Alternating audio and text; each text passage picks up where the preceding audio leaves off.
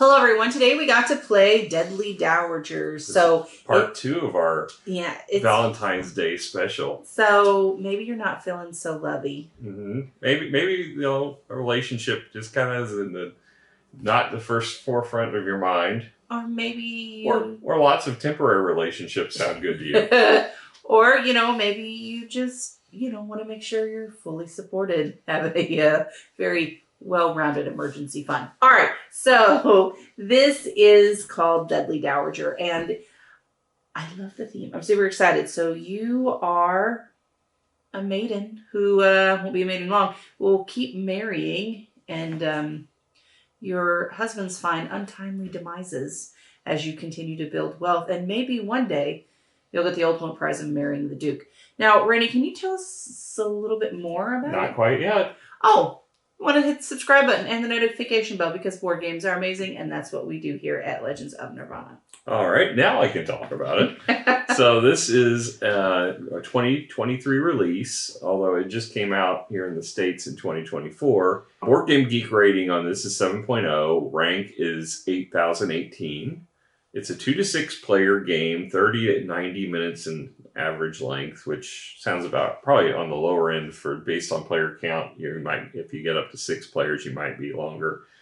Age 14 and up, probably because of the dark humor of this, but the gameplay is very basic.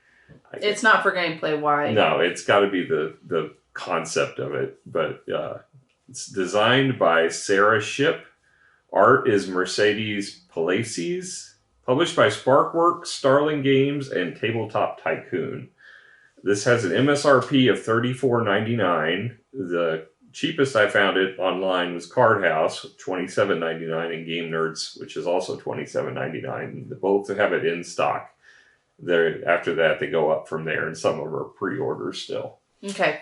All right. So let's talk about the quality of components. So this is mainly a card game. You do have a few cardboard components as far as markers to keep track of things. And then you have more of a cardstock player board, so not that great. The cards... They have a slight linen finish. They don't really feel linen, but they do. You can see the little pattern on it. But they're very thin. Yeah, they're not the greatest thickness. You're probably going to sleeve these cards. Yeah, the main deck. You pretty much want to sleeve all of it. Yeah, pretty much. So just kind of keep that in mind as you're playing. 5. Because of the finish, and it's a card game. There's not much to it. I'll give it a 5.5. Okay. All right. So moving on to theme. This is where this baby shines. So I like the fact that every suitor or potential match has a different artwork. Well, it has a different name, different art. Even though they're the same function within the same pile, they all have slightly different, but they're close enough to make it easy that you can match the piles. So you know which pile yours belong to because they have like a different jacket, slightly different facial hair, so like coloring slightly different, but hair the profile is the same. And then everyone has a different name, but then their special abilities all the same.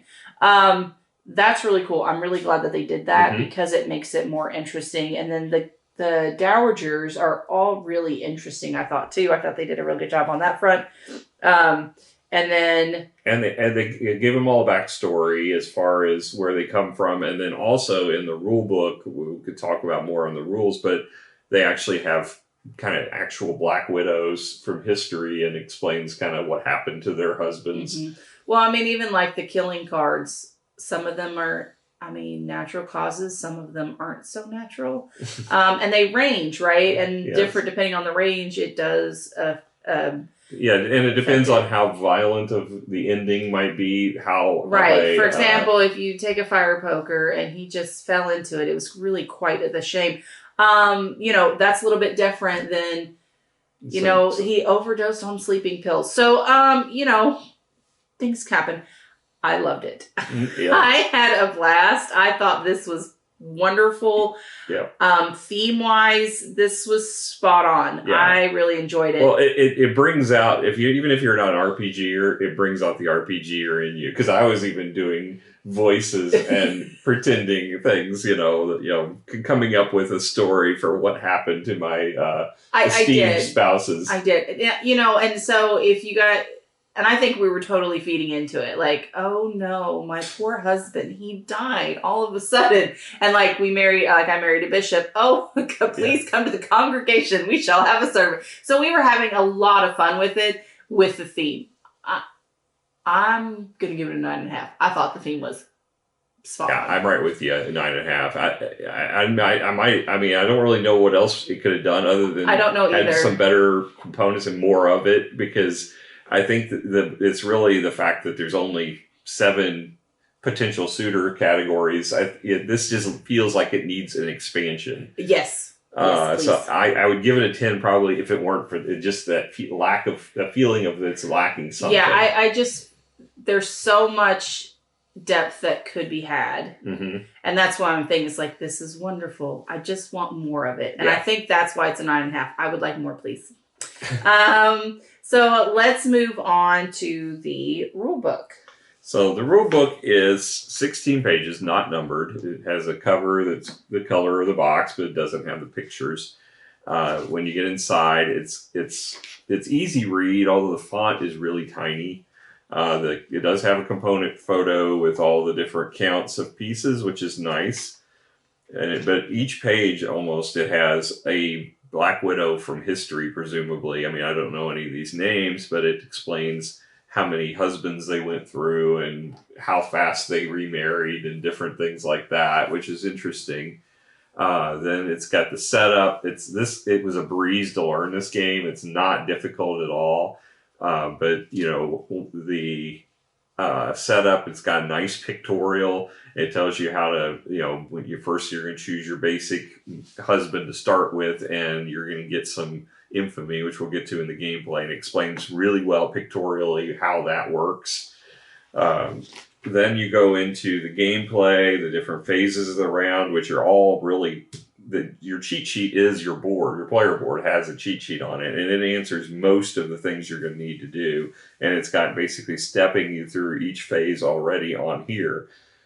It's interesting that they chose different ways in the book to express it than what they've done here. There's no iconography in the book in that section, and they call it slightly different things. I mean, it's not vastly different. Like here, it's drafting versus draft on here. So it's not that much difference, but you can definitely tell which is which, but it's different. Usually it's a copy of that section right onto your board. So I'm not sure the reasoning why they changed it, but it's very easy to follow on your player board.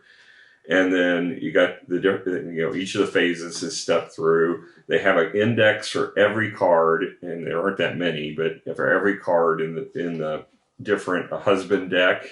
And then the different types of cards you have in here, but they didn't step through each one. But the iconography is so easy, you'll pick it up quick. And yeah, I mean, it's 16 pages to read. It's very quick read, and it's entertaining because you get those little blurbs in there. So I'm going to go ahead and give this a 9. I think the book does a great job. All right, so moving on to the actual gameplay. So you start out the game with taking 5 cards. Now, these are not the 5 cards you're going to keep. You're going to end up drafting them. So I have my 5 here. Randy's going to take his 5. We played this with 3 players. It was a lot of fun, and I think it can only get better with more players. I don't know how I'd feel about 2 players. I'm not sure. I mean, it's your drafting, so it's going to be the same net result. It's just... That's true. I mean, it's got a token that makes it real easy. Most games that the draft do, though, because you're alternating and you flip it over. The only thing I would complain I had about the token was it has a B on both sides. I would have thought it'd be easier just to be sure that you got a different animal. That would have been nice, but it's not difficult. I do want to point out that we should have already started with our first husband. Yes. So we do get to pick our first husband out of this top row. So I'll try this guy for the first time. So he's a Professor Edwin. He's nice.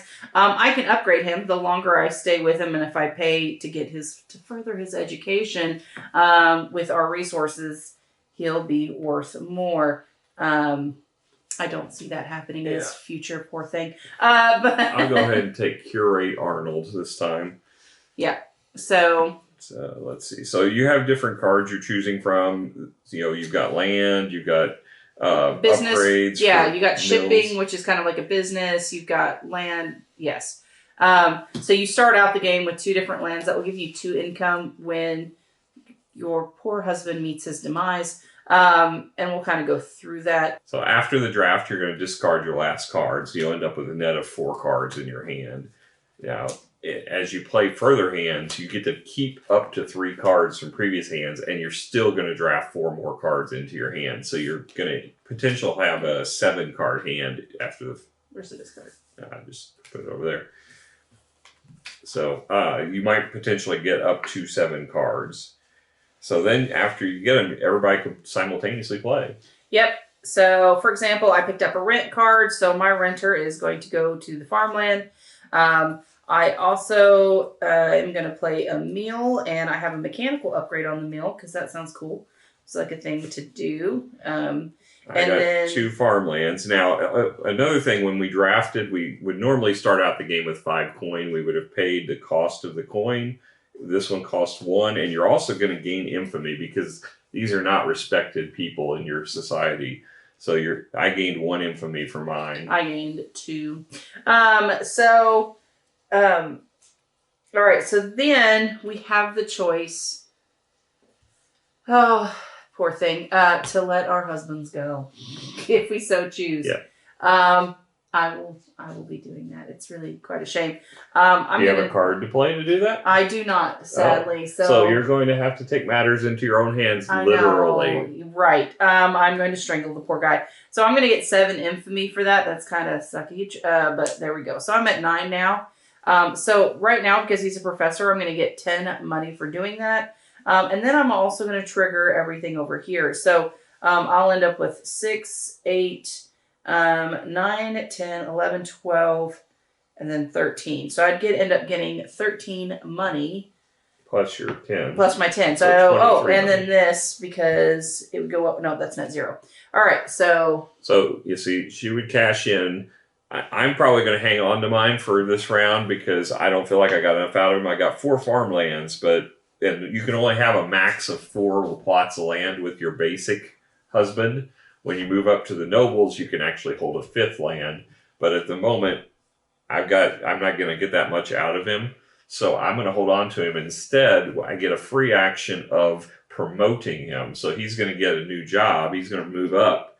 You still have to pay 3 coins at the first one and 5 for the second one. Yeah, you have to pay. It's a free action, but you have to pay for it. So since I only had to pay 1 coin for him, I still would have had 4 left. So I would go ahead and pay to recruit. Now, actually, the farmlands would have cost some coins too, but assuming I had the coins, I would promote him. Yeah. So, and also the thing to keep in mind is that anything with the time after you bury your poor husband, those will be discarded because you've already kind of used them.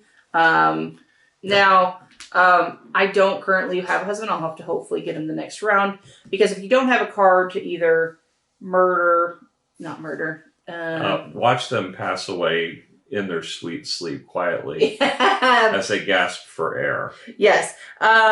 Or end up elope, or you can, or you have a marriage card, or you can elope. But you can only do 1 strangling and 1 elopement.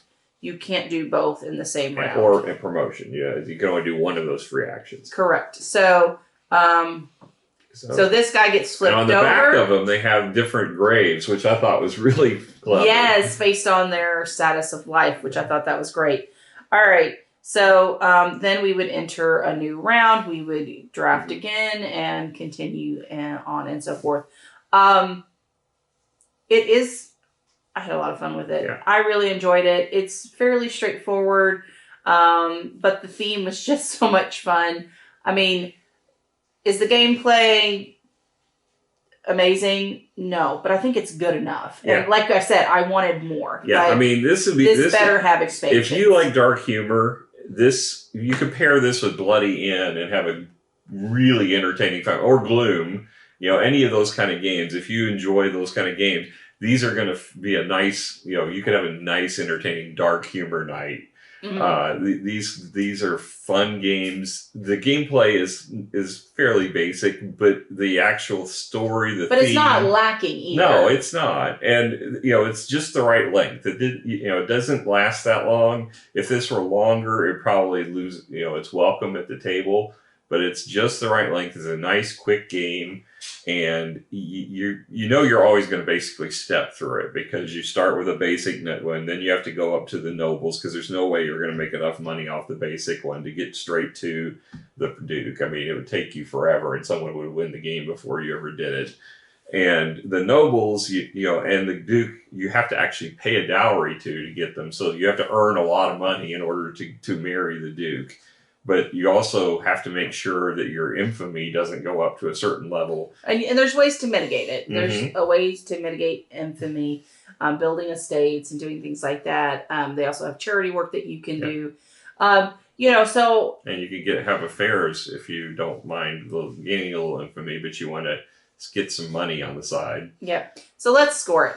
I'm going to give it a 7. I love the theme. Definitely want to play this again. But the actual gameplay... I'm going to give a 7. Yeah, I think I'm right there with you with a 7. I mean, if it were any longer, probably it'd be a less.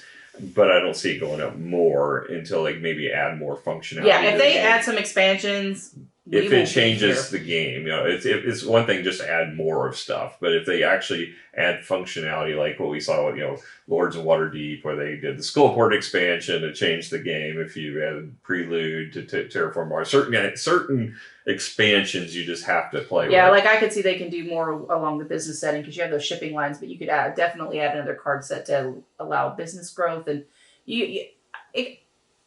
I hope that they do something with it. Yeah, because in its current state, it's a pretty simple game.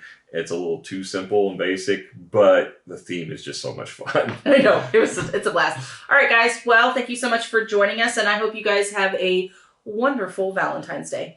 Bye.